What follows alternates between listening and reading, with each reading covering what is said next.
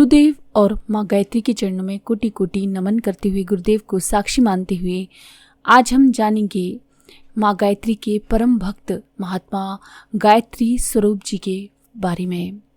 जुलाई 1953 की अखंड ज्योति के अंक में श्री राम दयाल शर्मा पारसर तिलहर से लिखते हैं, हिमालय की पर्वतीय तपोभूमि में प्रवेश करते ही मन को स्वाभाविक शांति प्राप्त होती है। इस वर्ष में कुछ समय के लिए हरिद्वार ऋषिकेश गया, चित्त में बड़ी शांति प्राप्त हुई।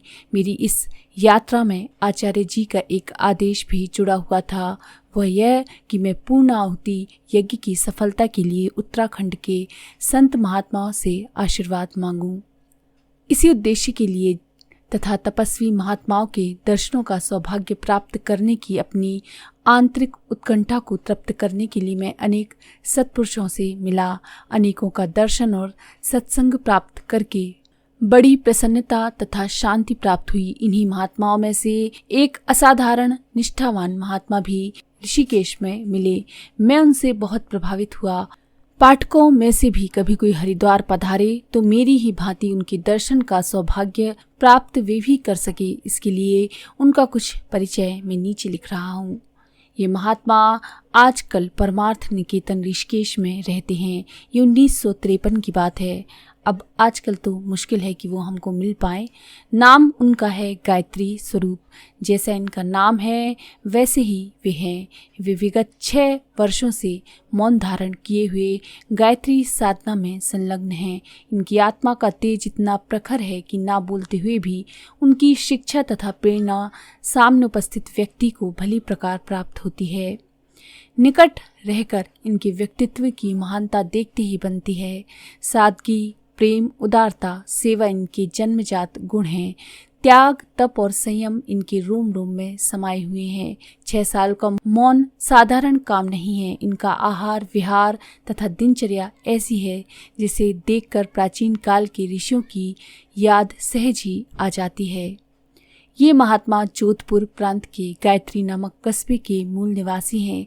कुछ समय पूर्व बीकानेर के जसूसर गेट के सामने ये रहते थे। उच्च ब्राह्मण कुल में आपका नाम है। जन्म से ही इनकी गायत्री निष्ठा थी। माता की कृपा से अनेकों चमत्कार इनने देखे, जिससे प्रभावित होकर उन्होंने जीवन का अंतिम भाग गायत्री माता के चरणों में अर्पित करने का निश्चय किया।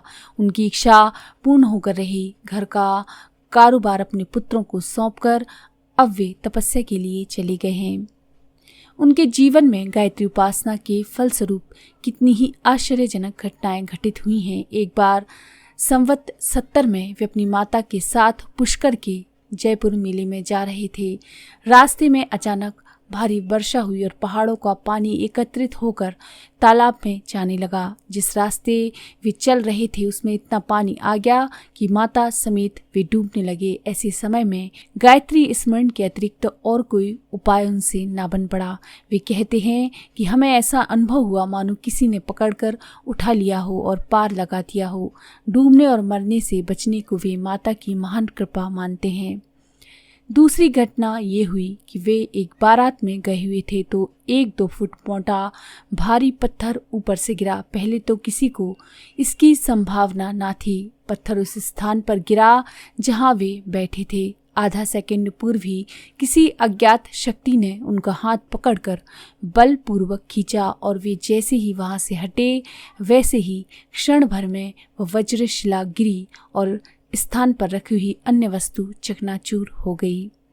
महात्मा गायत्री स्वरूप ने देखा कि माता उनके जीवन की बार बार ऐसी कृपा करती हैं, तो उनका भी ये कर्तव्य है कि अपने जीवन को उनकी गोदी में समर्पण करके मानव जन्म को सफल बनाएं। अपनी इसी मान्यता को कार्य रूप में परिणित करते हुए ये महाभाग आज ऋषियों जैसी तपस्या में संलग्न हैं। इसी तरह से पंडित बालाराम शर्मा भोपाल से लिखते हैं कि भयंकर काले सर्प का विष का निवारण माँ गायत्री की कृपा से कैसे हुआ। गायत्री उपासना से धीरे धीरे मनुष्य के सब संकट दूर होते हैं, पर कई बार ऐसा भी होता है कि तत्काल भारी संकट से निवृत्ति हो जाती है। वैसे तो भगवान भक्तों का कल्याण सदैव ही करते हैं, पर आपत्ति पड़ने पर वे ग्राहक के मुख से गज को छुड़ाने के लिए जिस प्रकार दौड़े आए थे, उसी प्रकार गायत्री माता भी आपत्ति के समय रक्षा करती हैं। इसमें अनेक उदाहरण हमने देखे हैं। उनमें से एक उदाहरण वो नीचे लिख रहे हैं। इसी वर्ष कार्तिक कृष्ण की बात है, यानी कि 1953 के जुलाई में प्रातः काल में उपासना पर बैठा हुआ था, जब पूरा भी ना हो पाया था कि दरवाजे पर बड़ी घबराहट भरी आर्त पुकार सुनाई पड़ी।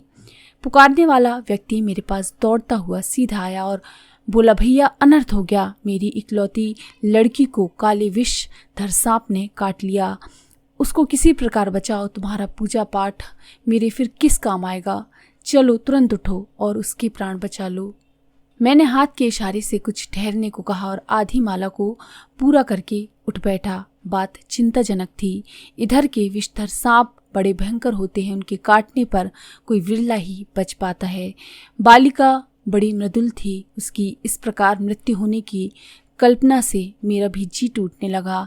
जल्दी पैर बढ़ाता हुआ मैं उसके साथ चल दिया। जाकर देखा तो लड़की बिल्कुल बेहोश थी, नेत्र लाल हो रहे थे, मुख से विषैला फैन निकल रहा था। ऐसे मृत्यु के मुख में जाते हुए प्राणी को निकालने के लिए क्या उपचार हो सकता था? इस छोटी बस्ती में किसी अच्छे उपचार की तत्काल व्यवस्था होने की सुविधा नहीं। फिर अपने बूते की जो बात हो उसे तो करना ही चाहिए। मेरे ऊपर उपचार का भार डाला गया था। निर्बल के बलराम होते हैं। मेरे पास गायत्री के अतिरिक्त तो और कोई दवा दारू नहीं। उसी का प्रयोग बालिका पर आरंभ कर दिया।